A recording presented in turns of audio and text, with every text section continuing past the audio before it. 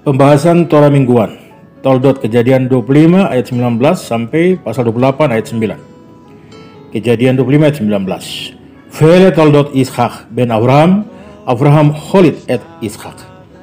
Ini adalah generasi atau keturunan Ishak putra Abraham. Abraham adalah Ishak. Torah mengajarkan kita bahwa ketika seorang pria meninggalkan seorang putra berbudi luhur yang memelihara Torah, itu sangat berharga di mata Tuhan. Hal ini berlaku dalam kasus Sadik, yang merupakan putra dari seorang Sadik, statusnya sangat tinggi. Torah berkata, ini adalah keturunan Ishak, putra Abraham. Abraham adalah ayah Ishak. Ini tampaknya seperti berlebihan, tetapi Torah mengajarkan kita bahwa Ishak sangat senang memiliki ayah seperti Abraham, dan Abraham sangat senang memiliki putra yang berharga seperti Ishak, beresi terabah. Rashi menjelaskan juga tentang ayat ini bahwa orang-orang di generasi saat itu menjadi sinis dan mengatakan bahwa Sarah hamil dari Abimelek. Karena Sarah gagal hamil selama bertahun-tahun hidup bersama Abraham. Apa yang Tuhan lakukan? Dia membentuk wajah Ishak sehingga mirip sekali dengan Abraham. Sehingga semua bisa membuktikan bahwa Abraham adalah ayah Ishak. Inilah arti kata-kata yang diulang-ulang dari ayat tersebut. Ishak dalam kurung pasti anak Abraham. Dalam kurung karena ada bukti bahwa Abraham adalah ayah Ishak. Ada anak yang malu dengan orang tuanya, ada juga orang tua yang malu dengan anaknya. Lain hal dengan Abraham dan Ishak. Tidak seperti itu. Ishak membanggakan dirinya sendiri karena dia adalah Ishak anak Abraham. Dan Abraham membanggakan dirinya dalam Abraham adalah ayah Ishak. Midras Tanhuma, Midras Haggadol. Kejadian 25 ayat 21. Vayetar Yishak le Hasem le Noha isto ki akarah hi vayetar lo Hasem fatahar Rivka isto. Ishak berdoa kepada Hasem atas nama istrinya karena dia mandul. Hasem mengabulkan doanya dan istrinya Rivka mengandung. Meskipun Ishak dan Rivka sama-sama sadikim, Tuhan tidak mengizinkan mereka memiliki anak. Rivka mandul seperti batu dan tidak mungkin memiliki anak. Ada 4 alasan untuk hal ini. Pertama, keluarga Rivka memberkati dia dengan berkat yang sangat lengkap, seperti terlihat di bagian akhir pembahasan sebelumnya. Takdir tidak ingin bangsa-bangsa mengatakan bahwa anak-anaknya adalah hasil dari berkat rumah keluarga Rivka. Karena itu takdir membuat Rivka mandul. Yafer Toa, halaman 268. Kedua, Tuhan memiliki keinginan kuat untuk mendengar doa-doa sadikimnya. Karena ini menunjukkan keefektifan doa. Karena itu Tuhan memberi alasan mereka untuk berdoa. Yad Yosef. 3.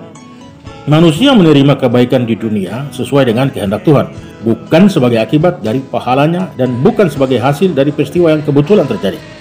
Tuhan menguasai mereka yang memiliki iman kepadanya dan memberi mereka apa yang mereka butuhkan. Ini terlihat di bagian Khai Sarah ketika Eliezer berdoa untuk istri yang cocok bagi Ishak, Akedat Ishak. Keempat, pengasingan Mesir akan dimulai segera setelah Ishak lahir. Tuhan ingin para leluhur dan matriark menjadi steril sehingga mempersingkat masa pengasingan ini. Dimulai sejak Ishak lahir sampai pengasingan di Mesir adalah 190 tahun. Ditambah Yakov menetap di Mesir 17 tahun. Jadi para leluhur mencegah penaklukan atau perbudakan selama 270 tahun. Selanjutnya perbudakan sejatinya baru dimulai setelah Yosef dan saudara-saudaranya meninggal. Jika leluhur memiliki kemampuan normal untuk memiliki anak, maka periode penaklukan akan dimulai lebih awal. Me'an-Loes Bahya. Kejadian 25 ayat 22. Vaitrot satsu habanim bekirbah patomer imken lama seanohi fateleh lidros et Hasem. Anak-anaknya saling berbenturan di dalam dirinya, dan ketika itu terjadi dia berkata, jika demikian halnya mengapa aku hidup? Dan dia pergi untuk menanyakan Hasem. Ketika Rivka memasuki usia kehamilan 7 bulan, kedua bayi dalam kandungannya menunjukkan tanda-tanda yang sangat berbeda. Yang satu tampak bagus, sementara yang lain tampak buruk. Rivka sangat sedih dengan hal ini, karena kedua janin itu tampak bergulat satu sama lain, seolah-olah seseorang mencoba membunuh yang lain. Berisi terabah, Rashi, Sefer Hayasar, Sohar. Kedua janin sedang memperebutkan warisan mereka. Siapa yang akan mewarisi dunia ini? Dan siapa yang akan mewarisi dunia akan datang? Atau Olam Haba? Jelas kedua janin ini tidak berdebat. Malaikat Mikael telah ditunjuk sebagai wali dari Yakov, sedangkan yang jahat Samael adalah malaikat pelindung Esau. Kedua malaikat ini bergulat satu sama lain. Samael berusaha membunuh anak yang baik, tetapi Mikael datang untuk menyelamatkan dan berusaha menghancurkan Samael dengan api. Karena malaikat terdiri dari api, malaikat yang lebih besar dapat menghabisi yang lebih kecil. Kapanpun Rivka melewati rumah doa atau rumah belajar, Yakov akan berjuang untuk keluar. Dan ketika Rivka melewati sebuah rumah pemujaan berhala, Esau akan berusaha untuk keluar. Yalkut Simoni Rasi. Bagaimanapun juga, Tuhan akhirnya memisahkan dua malaikat ini. Dan dia sendiri membagikan warisan di antara mereka untuk Esau, diberikan dunia ini, dan Yakov untuk dunia yang akan datang, atau olah maba. Karena itu adalah keputusan dari tempat yang tinggi. Keduanya tidak bisa lagi berdebat. Pirkei Rabi Eliezer. Kata dia pergi untuk menanyakan Hasem. Artinya Rivka pergi ke Yesif Hasem, putra Nuh, untuk meminta petunjuk bagaimana anak-anak yang belum dilahirkan ini bisa berubah. Sem adalah seorang nabi, ia dapat meminta petunjuk langsung kepada Tuhan. Rasi. Kejadian 25 ayat 28. Wayahav Ishak et Esau, Ki Said Bevif, Verifka Ohevet et Yakov. Ishak menyukai Esau karena ia suka makan daging beruang, tapi Rivka mencintai Yakov.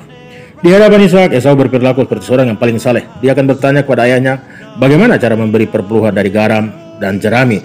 Juga pertanyaan serupa lainnya. Dan karena itu Ishak akan merenung, anakku ini betapa rajinnya dia dalam memenuhi perintah-perintah. Esau melakukan upaya besar untuk menyanjung ayahnya. Setiap kali dia mendapatkan potongan daging yang enak dan lembut atau anggur yang sangat baik, dia akan membawa kepada Ishak sebagai hadiah. Rivka menyukai Yakov dan mencintainya setiap hari berisi terabah. Abraham meninggal ketika Yakov dan Esau berusia 15 tahun. Kematiannya disebabkan oleh kenyataan bahwa Esau telah menjadi sangat jahat. Dia melakukan tindakan tidak bermoral secara terbuka tanpa memperhatikan konsekuensinya. Pada hari di mana Abraham meninggal, Esau melakukan 5 dosa besar dalam satu hari. Yang pertama, dia memperkosa pengantin perempuan. Ketika hendak berburu, Esau keluar dari rumahnya berjumpa dengan iring-iringan pengantin perempuan yang hendak menuju rumah pengantin pria. Dia kemudian membawa lari pengantin perempuan dan memperkosanya. Yang kedua, dia membunuh seorang pria. Di ladang sedang berburu, Esau bertemu atau berjumpa dengan Nimrod dan dia secara senyap datang dan membunuh Nimrod, raja Babilonia. Yang ketiga, dia menyangkal adanya Tuhan. Yang keempat, dia menyangkal adanya kebangkitan orang mati. Yang kelima, dia meremehkan hak kesulungan. Talmud Midrash. Dosa yang ketiga, keempat, dan kelima ketika Esau berhadapan dengan Yakov setelah dia kembali dari berburu. Selain itu, ia mengatakan tidak ada gunanya membawa pengorbanan. Dikatakan juga bahwa Esau merampok hasil panen dari ladang orang lain. Perbuatan ini sangat keji karena Esau adalah cucu Abraham, putra Ishak dan saudaranya Yakov. Abraham meninggal pada hari itu sebelum berita tentang tindakan mengerikan yang dilakukan oleh Esau ini menyebar. Mendengar tentang berita ini akan sangat menghancurkan hati Abraham. Ishak hidup sampai 180 tahun. Logika akan menunjukkan bahwa Abraham seharusnya hidup lebih lama daripada generasi yang lebih muda. Tuhan sangat mencintai Abraham sehingga dia tidak ingin Abraham menyaksikan hal-hal mengerikan yang dilakukan oleh cucunya. Jadi Tuhan mengurangi hidup Abraham selama 5 tahun. Me'am Lois Bahya.